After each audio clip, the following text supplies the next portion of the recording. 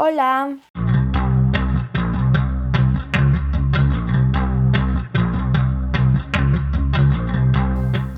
Hola, bienvenidas y bienvenidas a un nuevo video. Hoy vamos a ver el caso de Sarah Payne.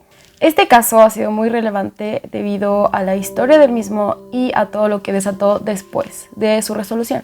Me parece un caso muy impactante y muy doloroso, creo que es muy triste, pero al final hubo algo positivo que ahora veremos qué es. Recuerden que pueden seguirme en redes sociales, les voy a dejar abajo todas las redes sociales para que vayan a ver qué andamos haciendo ahí. Y recuerden que pueden comentar y sin atrasarlo más vamos a ver el caso de Sarah Payne. Esta foto que vemos aquí es tal vez la más conocida de la pequeña Sarah Payne. Ella nació un 31 de octubre de 1991, hija de Sarah y Michael Payne. Tenía 3 hermanos, 2 hermanos mayores y una hermana menor. Se trataba de una familia de Hersham, Inglaterra.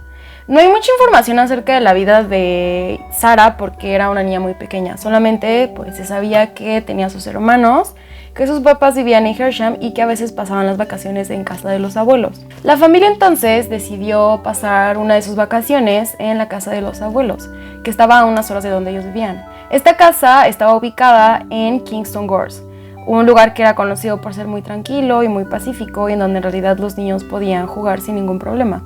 No había peligro aparente en esta zona, ya que no había mucho tráfico, habían áreas verdes muy amplias pero muy seguras y en realidad como que era un pueblo chiquito en donde la mayoría se conocían y era el lugar perfecto para que los niños jugaran porque tenían mucho espacio, jardín y justo muy cerca de la casa estaba la playa. Entonces, el 1 de julio del 2000, la familia decidió ir a pasear a la playa después de comer. Ese mismo día llegaron a la casa de los abuelos, comieron, pasaron el rato y después se fueron a pasear a la playa. Llegó un momento en el cual decidieron ir al pueblo que estaba cerca, muy cerca de la playa. Los adultos decidieron irse a un bar a tomar algo en lo que los niños jugaban por su cuenta afuera. Los niños entonces se quedaron cuidando a las 2 hermanas chiquitas. Recuerden que eran 4 hermanos. El mayor tenía 13, el que sigue 11, Sarah tenía 8 años y la hermana pequeña Charlotte tenía 6. Estuvieron jugando en un campo de maíz, en donde estuvieron jugando hasta que aproximadamente a las 8 de la tarde, Sarah dijo que quería regresarse a la casa, que ya no quería estar más ahí. Y la casa estaba a unos metros de donde estaban jugando. Ni siquiera era como calles, eran literalmente metros. Entonces Sarah decidió caminar hasta la casa, pero de un momento a otro desapareció. En ese momento los padres llegan a la casa y descubren que Sarah no está y pues obviamente le preguntan a los niños qué había pasado con Sarah y ellos responden que no tenían la menor idea de dónde había ido. También explican que estuvieron cuidándola en todo momento y que justo cuando Sarah decidió caminar hacia la casa, la hermana chiquita Charlotte se cayó, se raspó y entonces los niños pues voltearon y le dieron atención a Charlotte y cuando volvieron en sí y se dieron cuenta y todo, Sarah ya no estaba.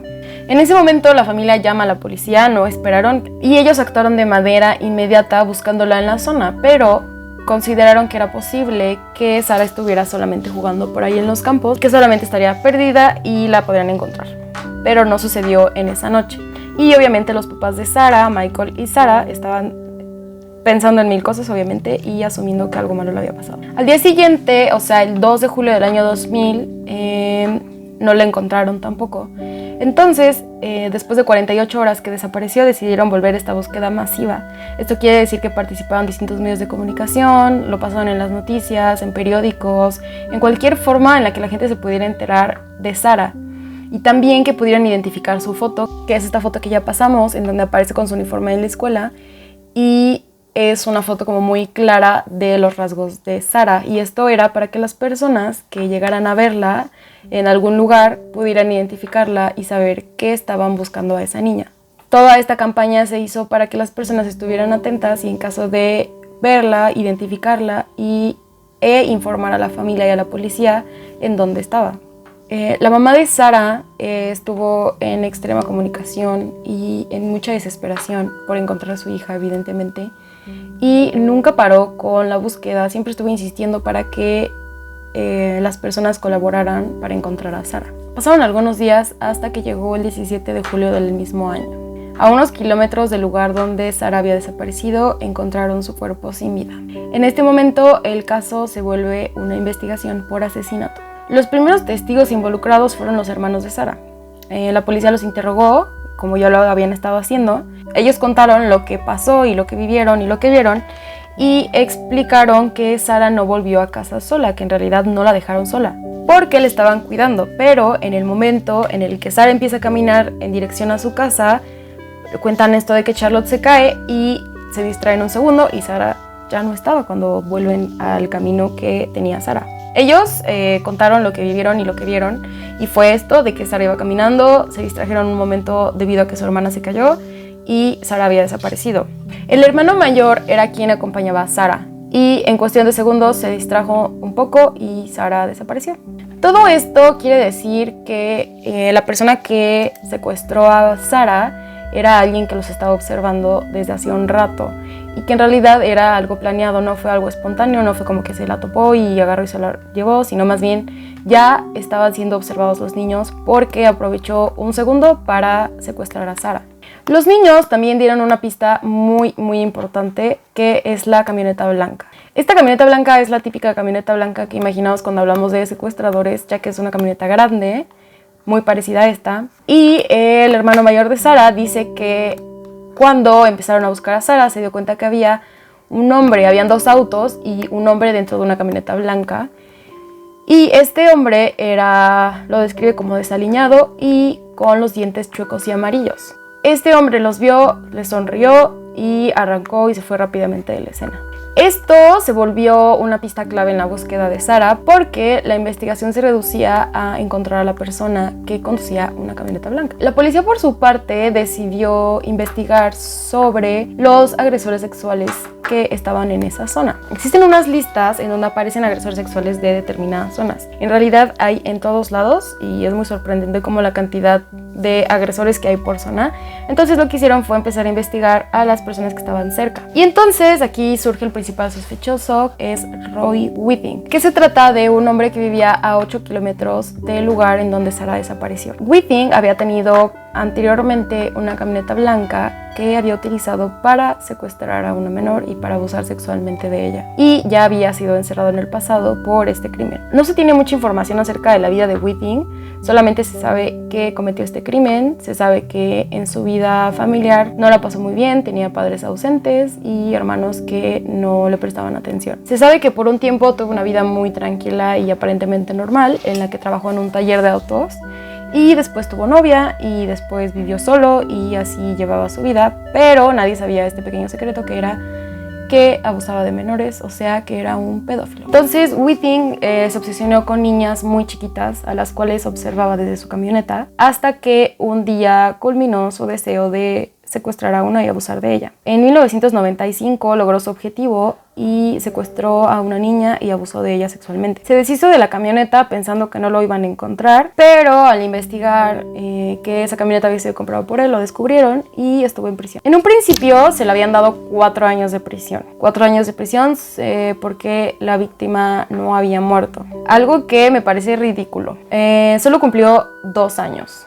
Que eso me parece aún peor. Se le hicieron estudios psiquiátricos y psicológicos en donde afirmaban que Whiting no tenía ningún problema en realidad y que había sido algo de una vez. Decían que no volvería a tener deseos de volver a hacerlo y que no se trataba de un pedófilo. Después de esta negligencia por parte de la policía, Whiting continuó con su vida respaldado por un sistema que no dudó en darle libertad a un pedófilo que abusó de una menor. Cumplió solo 2 años, pero se le hizo un nuevo análisis en donde apareció, obviamente, que era una persona peligrosa, que lo volvería a hacer y que tenía tendencias pedófilas y que debía ser supervisado por el riesgo que tenía de hacerle daño a alguien más. Lo dejaron en libertad, pero lo agregaron a la lista de agresores sexuales que ya mencionamos. Entonces, para el caso de Sara, no dudaron en que él fuera sospechoso. Lo interrogaron 24 horas después de la desaparición de Sara. Aquí ocurre algo que delató en parte a Whiting, y fue que cuando llegan a entrevistarlo a su casa, él da la entrevista y responde las preguntas, pero cuando la policía se va, a los pocos minutos él va a su auto para irse. Esto lo vuelve un sospechoso, ya que es muy común que las personas escapen o huyan después de ser interrogados por la policía cuando son culpables. Entonces la policía lo estaba esperando afuera y lo detuvieron por esta razón. Lo detuvieron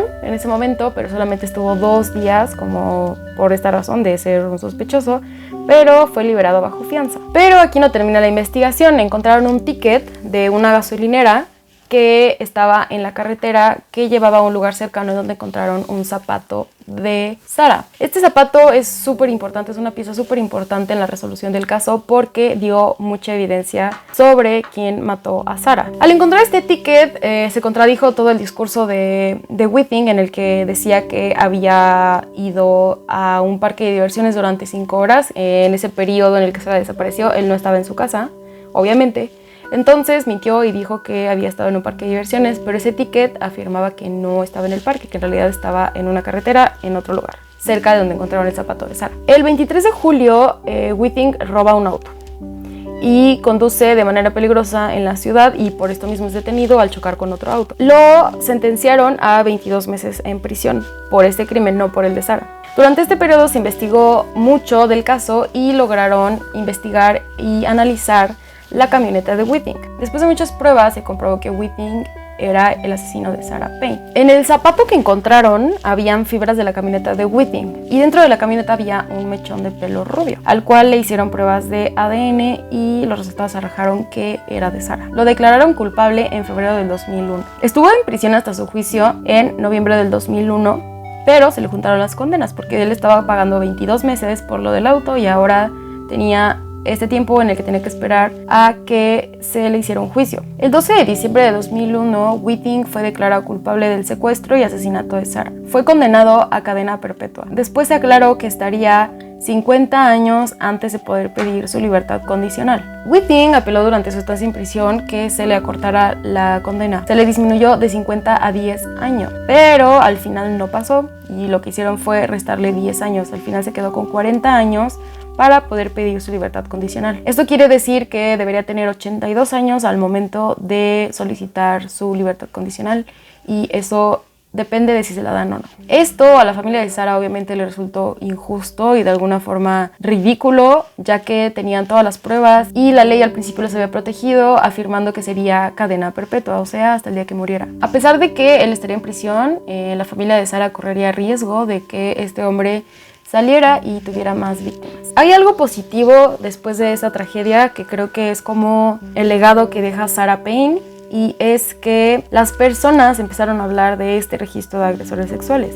Empezaron a preguntarse si era posible que las personas pudieran tener acceso público a estas listas. Todo esto para disminuir los riesgos de que suceda lo mismo con otros niños y saber con quiénes conviven, con quiénes están y a qué personas se están acercando. Y así es como nace la ley de Sarah. Gracias a este caso se iniciaron campañas en donde la comunidad solicitaba la posibilidad de tener acceso público a estas listas de agresores sexuales. A partir del 2011, esta petición se volvió una realidad y toda Inglaterra ahora tiene acceso a estas listas. Todo esto evidentemente fue muy doloroso para la familia de Sarah. Su mamá nunca descansó en su búsqueda antes de encontrarla sin vida. Sus hermanos también a la fecha siguen dando entrevistas acerca de este caso y siguen apelando porque Withing viva su vida entera en prisión. Lamentablemente, el padre de Sarah fue encontrado sin vida a sus 45 años. Había decidido quitarse la vida. Toda esta historia es una tragedia enorme para la familia y creo que no hay palabras para describir lo que vivieron y lo que siguen viviendo a la fecha. Durante su estancia en prisión, Withing ha sido atacado 3 veces. El 4 de agosto de 2002, un preso atacó a Withing con una navaja. Esto debido a una discusión. En junio del 2004, el asesino convicto Ricky Tregaskis fue declarado culpable de llevar a cabo el corte que dejó a Withing con una cicatriz de 6 pulgadas en la mejilla derecha. En julio de 2011, Withing fue atacado nuevamente en prisión y apuñalado en el ojo. Withing no presentó cargos y en consecuencia no se llevó a cabo una investigación policial sobre el asalto. Las heridas de Withing no ponían en riesgo su vida. Y el último ataque a Withing tuvo lugar el 18 de noviembre del 2018, cuando otros 2 presos lo apuñalaron en una celda en HMP Wakefield.